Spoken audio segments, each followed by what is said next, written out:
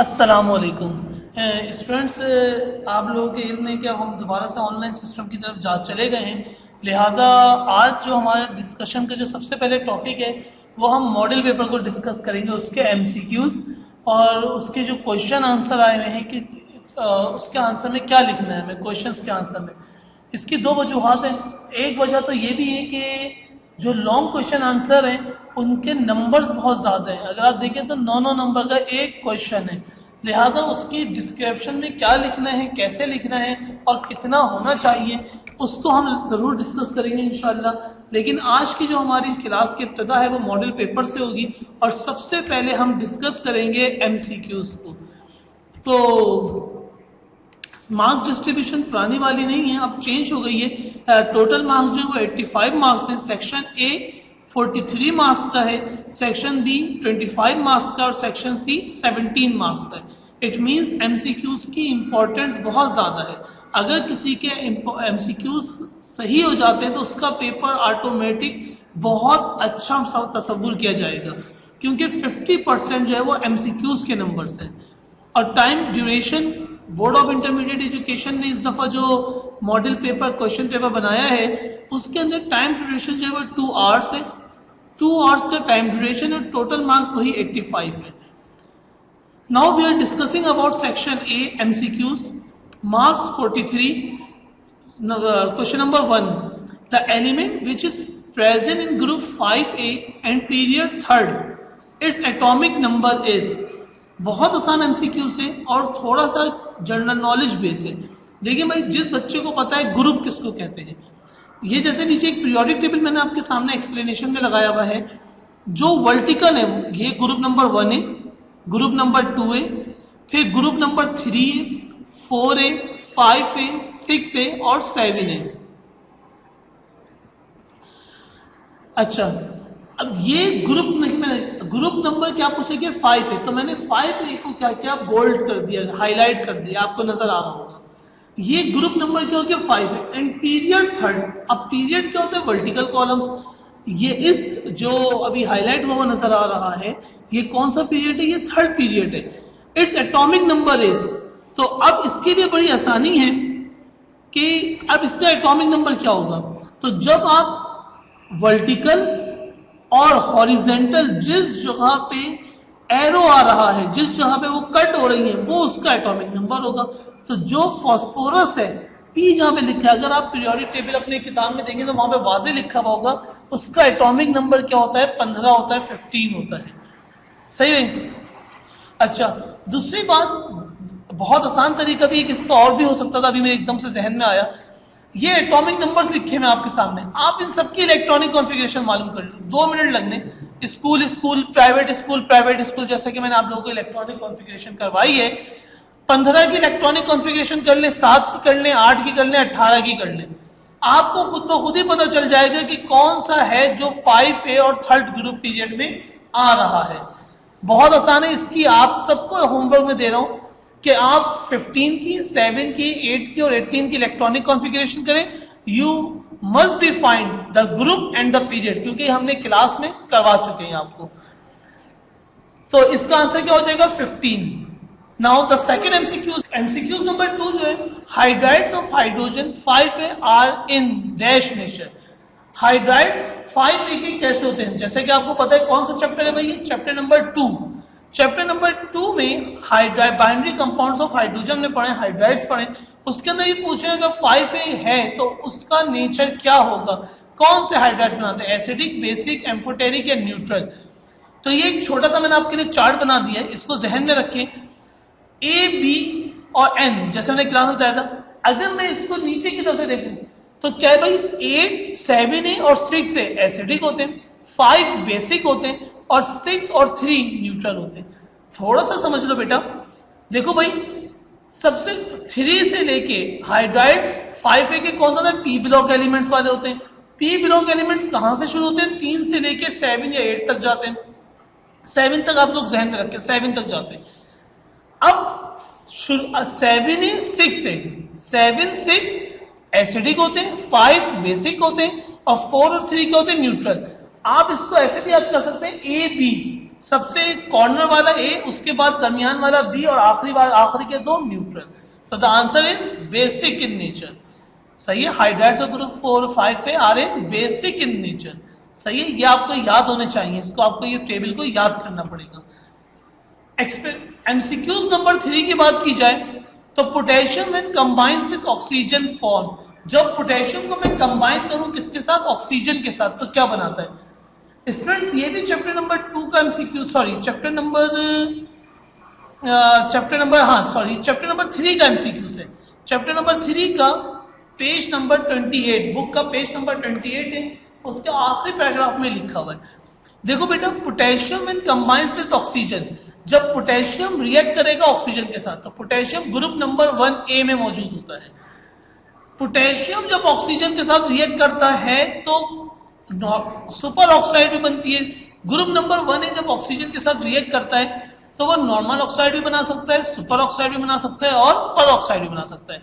इसलिए जो किताब के अंदर आपके सामने लिखे हुए हैं उसको तवज्जो से देखिए। लिथियम पर ऑक्साइड बनाता है, सुपर ऑक्साइड बनाता है, क्या बनाता है, पोटेशियम क्या बनाता है, सोडियम क्या बनाता है। तो ये एक छोटा सा चार्ट है जो मैंने आपके लिए बनाया है और मैंने ये बताना चाह रहा हूं कि आपको ये बात पता होनी चाहिए कि नॉर्मल ऑक्साइड सिर्फ oxygen, single element of oxygen की पावर जब -2 होती है तो उसको नॉर्मल ऑक्साइड कहते हैं। सुपर ऑक्साइड जब ऑक्सीजन मॉलिक्यूल O2 की फॉर्म में हो तो उसकी पावर -1/2 होती है, और पर ऑक्साइड जब O2 की पावर -1 हो। ये एमसीक्यूज इंपॉर्टेंट है, ये आ सकता है। तो ये जो ऊपर दिया हुआ था उसी का मैंने एक्सप्लेनेशन में नॉर्मल किसको कहते हैं, सुपर किसको कहते हैं और पर किसको कहते हैं। लेकिन ये आपको देखना पड़ेगा पेज नंबर 28 निकाल के कि लिथियम जब रिएक्ट करेगा ऑक्सीजन के साथ तो क्या बनाएगा, सोडियम करेगा तो क्या बनाएगा और पोटेशियम करेगा तो क्या बनाएगा। इसका आंसर है super oxide. When potassium react with oxygen to form super oxide. MCQs number 4 है, lithium has many similarities to its diagonal neighbour in beryllium family. इसका मतलब क्या है? इसका मतलब यह है कि पीरियोडिक टेबल के अंदर मुख्तलिफ फैमिलीज हैं, कार्बन फैमिली, ऑक्सीजन फैमिली, इसको रिप्रेजेंट किया जाता है the first element of the group. इसका ये ग्रुप नंबर कौन सा बेटा, 1 है। ये कौन सा ग्रुप नंबर है, 2A। 2A का सबसे पहले क्या लिखा है, barium. This is called barium family. ये पूछ रहे हैं, ये जो लिथियम आपको नजर आ रहा है, ये लिथियम हैव्स मैनी सिमिलरिटीज, बहुत सी उसकी मुशाबेहात है टू इस डायगोनल नेबर।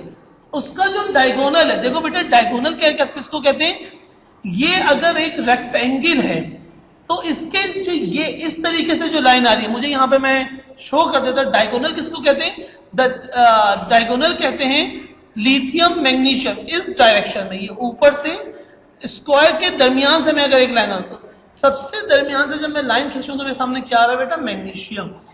तो इसका आंसर क्या है, मैग्नीशियम, क्योंकि लिथियम का डायगोनल में क्या पड़ा है, मैग्नीशियम। लिथियम का बेरिलियम जो पड़ा है वो वेरी नेक्स्ट है। लिथियम का सोडियम नीचे दिया हुआ है, डायगोनल में सिर्फ और सिर्फ एक लिखा हुआ है जो कि क्या है, मैग्नीशियम। सही है बेटा, the answer is magnesium. Diagonal, कोई भी एक रेक्टेंगल बनाया आपने, स्क्वायर बनाया और एक कोने से दूसरे कोने के दरमियान में लाइन खींच दी, this is called diagonal. Number 5, MCQs number 5 है, लिथियम +1, लिथियम का ऑक्सीडेशन नंबर क्या डाला हुआ है, +1। दूसरा क्या है, एलाइन lithium couple has exponentially high negative electrode potential because of its large value of. देखो भाई, इसको एक तो याद तो करना ही है लेकिन थोड़ा तो समझ लो। एलआई हो या जब एलआई +1 से एलआई बन रहा है तो उसका पावर बहुत हाई नेगेटिव इलेक्ट्रोड पोटेंशियल होता है, मतलब उसके जो पोटेंशियल की वैल्यू आ रही है नेगेटिव वैल्यूज आ रही है बिकॉज ऑफ इट्स। क्या आंसर है इसका, हाइड्रेशन इंथैल्पी। हाइड्रेशन इंथैल्पी क्या होती है, the heat energy release when new bonds are made between the ions and water. जब कभी कोई आयंस वाटर मॉलिक्यूल के साथ अपने आप को, उस वाटर मॉलिक्यूल उसके सराउंडिंग में आ जाए, मतलब Li+1 है, Li+1 के आसपास वाटर मॉलिक्यूल उसको क्या कर ले, सराउंड कर रहे हैं। Is known as hydration enthalpy. उसको क्या कहते हैं? हाइड्रेशन। तो जाहिर सी बात है जब हम पोटेंशियल अप्लाई करेंगे तो पहले हमें उसकी सराउंडिंग्स को खत्म करना पड़ेगा, जो वाटर मॉलिक्यूल्स हैं उनको खत्म करना पड़ेगा। तो इसलिए hydration enthalpy is the correct answer. क्या हाइड्रेशन एंथैल्पी की वैल्यू ज्यादा हो जाएगी क्योंकि हमें उसको ज्यादा एनर्जी देनी पड़ेगी वाटर को मॉलिक्यूल्स को हटाने के लिए। नंबर 6 है aluminium does not react with nitric acid due to. Aluminium nitric acid के साथ रिएक्ट नहीं करता। क्यों नहीं करता भाई इसके लिए भी एक एक्सप्लेनेशन मैंने आपके लिए लिखी हुई है। Aluminium metal is not attacked by nitric acid of any concentration. Aluminium metal form में अगर है, किस फॉर्म में? मेटल, धातु फॉर्म में, प्योर फॉर्म में अगर है तो ये नाइट्रिक एसिड के साथ कभी भी रिएक्ट नहीं करेगा। क्यों नहीं करेगा? क्योंकि because of a thin and unreactive protective layer of aluminium oxide form on the metallic surface. क्योंकि जो अल्मोनियम की मेटेलिक की सरफेस है उसके आसपास अल्मोनियम एटमॉस्फेयर से ऑक्सीजन को कैप्चर कर लेता है और एक लेयर बना लेता है अल्मोनियम ऑक्साइड की। एटमॉस्फेयर से क्या करता है अल्मोनियम मेटल? ऑक्सीजन को एब्जॉर्ब करता है और अपने आसपास ऑक्सीजन की एक लेयर बना लेता है। और नाइट्रिक एसिड ऑक्सीजन की मौजूदगी में अल्मोनियम के साथ रिएक्ट करने से कासिर हो जाता है, नहीं कर पाता क्योंकि अल्मोनियम तो बैक साइड पे चला गया। अपर लेयर किसकी है? ऑक्सीजन की है, ऑक्साइड की है। That's why it is not react with the oxygen due to the, अभी इसकी आखिरी लाइन भी पढ़ लेते एक दफा, due to the reaction of aluminium metal with oxygen of air. इसी वजह से ये काम होता है। तो the answer is formation of oxide layer. Formation of oxide layer इसका आंसर हो जाएगा। ये एमसीक्यूज बेटा बड़ा काम का एमसीक्यूज नंबर 7 है और समझने की बात है। देखो भाई इसकी एक्सप्लेनेशन भी सामने आ गई आपके। A is the element of 3A। ये नीचे इन्होंने ए बी एक जो ये एमसीक्यूज दिया हुआ है, ये जो आंसर्स दिए में इसमें ए बी की फॉर्म में दिया हुआ है। तो इन्होंने सपोज कर लिया कि ये जो A है, A is the element of 3A। A कौन सा एलिमेंट है? 3A ग्रुप का, ग्रुप नंबर 3A का एलिमेंट जो है वो A है और B belongs to the 5A। और B कहां से ताल्लुक रखता है? 5A ग्रुप से। ये सपोजिशन है। When A reacts with B forms, जब A B के साथ रिएक्ट करेगा तो क्या बनाएगा? अब ऑक्सीडेशन नंबर का मतलब क्या होता है? The formal charge, the charge appear on the element. देखो भाई अगर ग्रुप नंबर 1 है तो उसके ऊपर +1 चार्ज होगा क्योंकि वो एक इलेक्ट्रॉन लॉस करने की एबिलिटी रखता है। ग्रुप नंबर 2 है, 2 इलेक्ट्रॉन लॉस करने की एबिलिटी रखता है तो +2 चार्ज होगा। 3A 3 इलेक्ट्रॉन लॉस करने की एबिलिटी रखता है तो +3 चार्ज होगा। लेकिन ग्रुप नंबर 4A न्यूट्रल समझना आप लोग इसको। 4A का काम इतना ज्यादा नहीं होता, ऑर्गेनिक केमिस्ट्री में आ जाता है। लेकिन बेटा ग्रुप नंबर 5 से, अब 5A क्योंकि इसके पास आटोम शेल में 5 इलेक्ट्रॉन मौजूद हैं। इसके आटोम शेल में 5A का मतलब क्या? 5 इलेक्ट्रॉन। 1A का मतलब क्या? आखिरी में 1 इलेक्ट्रॉन। जब आखिरी में 1 इलेक्ट्रॉन मौजूद है तो वो ये 1 इलेक्ट्रॉन निकालेगा, ना कि साथ गेन करे, तो +1 आएगा, लॉस हो रहा है। जब आखिरी आउटर मोशन में 2 इलेक्ट्रॉन है तो 2 इलेक्ट्रॉन को लॉस करेगा, +2 आ रहा है। जब आउटर मोशन में +3 है, 3 इलेक्ट्रॉन है तो 3 को निकालेगा तो +3 आ रहा है। लेकिन अगर मैं बात करूं 5A की तो 5A के पास 5 इलेक्ट्रॉन मौजूद हैं। कितने इलेक्ट्रॉन मौजूद है बेटा? 5। तो इसको कितने इलेक्ट्रॉन्स की जरूरत है अपना ऑटोमोशन कंप्लीट करने के लिए? 3 इलेक्ट्रॉन की। तो ये 3 इलेक्ट्रॉन को गेन करेगा, ना कि 5 को लॉस करे। 5A से गेन शुरू हो जाता है, -3। 6 से 6 मौजूद है, 2 को गेन करेगा, -2। 7 है, 7 मौजूद है, 1 की कमी है, 1 को गेन करेगा, -1। जब लॉस होता है तो प्लस का साइन आता है, जब गेन होता है तो माइनस का साइन आता है। अब हम अपने मुद्दे पे आते हैं। 3A ग्रुप, तो भाई 3A को किससे रिप्रेजेंट किया गया? A से। तो मैं चला गया A पे। 3 की पावर क्या होती है? +3। तो मैंने A के ऊपर क्या डाल दिया? +3, क्योंकि ये 3A से बिलोंग कर रहा है।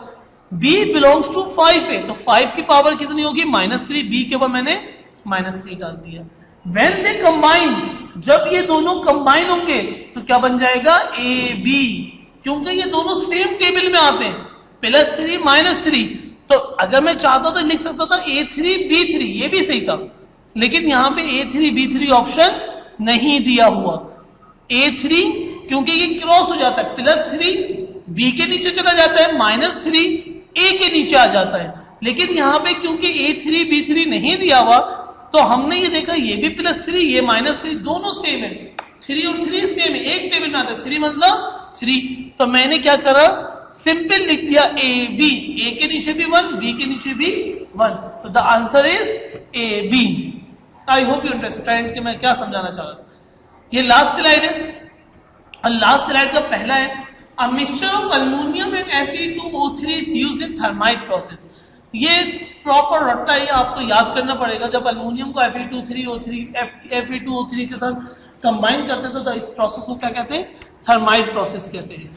इसके बाद क्या बेटा, ओहो सॉरी एक बीच से रह गया ना, 9। चलो पहले नंबर 10 को डिस्कस करते हैं, इलेक्ट्रॉनिक कॉन्फ़िगरेशन ऑफ Cu+1। सबसे पहले तो आपको इलेक्ट्रॉनिक कॉन्फ़िगरेशन पता होनी चाहिए कॉपर की होती क्या है, तो इसकी एक्सप्लेनेशन है।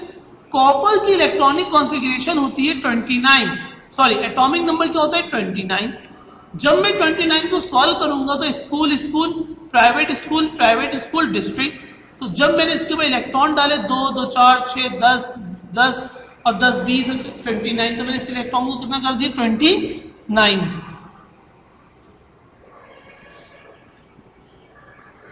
सही बेटा। अब ये आपको पता होना चाहिए कि डी की वैल्यू 9 नहीं होती, डी की वैल्यू 9 नहीं आती, तो उसने एक पीछे से उधार ले लिया तो वो D10 बन जाता है। ये आप लोगों को मैं इलेक्ट्रॉनिक कॉन्फ़िगरेशन के टॉपिक में समझा भी चुका हूं, और अगर रिवीजन का मौका मिला तो फिर दोबारा बता दूंगा। फिलहाल Cu+1, यहां पे Cu नहीं लिखा हुआ बल्कि इसके ऊपर क्या लिखा है +1। इट मींस कॉपर ने अपना एक इलेक्ट्रॉन लॉस किया है। जब +1 आता है तो लॉस ऑफ इलेक्ट्रॉन होता है, तो 29 से क्या हो गया 28 हो गया। अब ये 28 जो हुआ है, अब ये जो 28 आपको नजर आ रहा है, ये इसने एक इलेक्ट्रॉन लॉस किया ना, तो ये एक इलेक्ट्रॉन कहां से, S से लॉस हो गया। ये 1 था, ये इलेक्ट्रॉन लॉस हो गया, क्या हो गया 0 हो गया। तो इसकी आउटरमोस्ट इलेक्ट्रॉनिक कॉन्फ़िगरेशन क्या बन गई 4s0 3d10, तो the answer is 4s0 3d10। अच्छा भाई, दूसरी बात भी हम इसके अंदर देखी जा सकती है। देखो भाई, ये जो चारों ऑप्शन दिए हुए थे, अगर मैं चाहता तो मैं डायरेक्ट भी निशान लगा सकता था, क्योंकि मुझे पता है कि कॉपर एक एक्सेप्शनल केस होता है और इसके डी में 10 आते हैं, तो ये वाला तो सबसे पहले कर दिया। ये जो पार्ट बी है 4s0 3, ये तो हो ही नहीं सकता। ये भी D10 है, ये भी D10 है और ये भी D10 है, इन सब में क्या आ रहा है D10 D10 D10 आ रहा है। अच्छा जी, जब ये D10 आ रहा है तो 4s2 और 3d10 ये पॉसिबल नहीं है, क्योंकि ये 9 एक पीछे से उधार लेके 10 करता, तो ये 2 कैसे लिखा है, तो ये भी पॉसिबल नहीं। दूसरा ये कर लिया, बचे ये दोनों 4s1 3d10 और 4s0 3d10, तो इन दोनों में फैसला करना है। अब ये चूंकि यहाँ पे +1 का साइन था, किसका साइन था +1 था, तो इसमें से एक ये वाली कॉपर की इलेक्ट्रॉनिक कॉन्फ़िगरेशन है और ये वाली कॉपर +1 की इलेक्ट्रॉनिक कॉन्फ़िगरेशन। जब इसका ये एक इलेक्ट्रॉन निकल गया तो ये 4s0 बन गया। सही बेटा, तो आंसर क्या है 4s0। कोई ऐसे करना चाहे एक्सप्लेनेशन से तो उससे कर दे। This element is solid at room temperature and pressure. इसमें से कौन सा है जो सॉलिड है रूम टेम्परेचर और प्रेशर पे, तो भाई ये याद कर लीजिएगा, आयोडीन जो होता है वो सॉलिड होता है रूम टेम्परेचर के ऊपर, क्योंकि ऑक्सीजन लिक्विड, ऑक्सीजन जो गैस है, फ्लोरीन भी गैसेस फॉर्म में मिलती है, ब्रोमीन भी गैस है, सिर्फ एक वाहिद आयोडीन है जिसको मैं ब्लर करना भूल गया हूँ। The answer is iodine. इसका आंसर क्या आयोडीन। बेटा ये 10 MCQs आज शेयर किए, इंशाल्लाह नेक्स्ट लेक्चर में बाकी MCQs शेयर करने, और अगले में मैं इंशाल्लाह ख़त्म कर दूंगा सारे MCQs को। लिहाजा इन MCQs को तैयार कर लें और थोड़ा सा देख लें इसको कि किसका क्या आंसर है और कैसे निकाला जाए, क्योंकि मॉडर्न पेपर से लिंक करता हुआ ही पेपर बनता है। मतलब पेपर बनने से मुराद ये होता है कि जैसे यहाँ पे कॉपर +1 है, हो सकता है यहाँ पे स्कैडियम दे दें, कोई ना कोई कॉपर को चेंज करके दे देंगे। तो इसकी अगर तैयारी अच्छी होगी और समझे भी होंगे तो हमें काम करने में आसानी होगी। अस्सलाम वालेकुम, इंशाल्लाह नेक्स्ट क्लास में आप लोगों से मुलाकात होगी।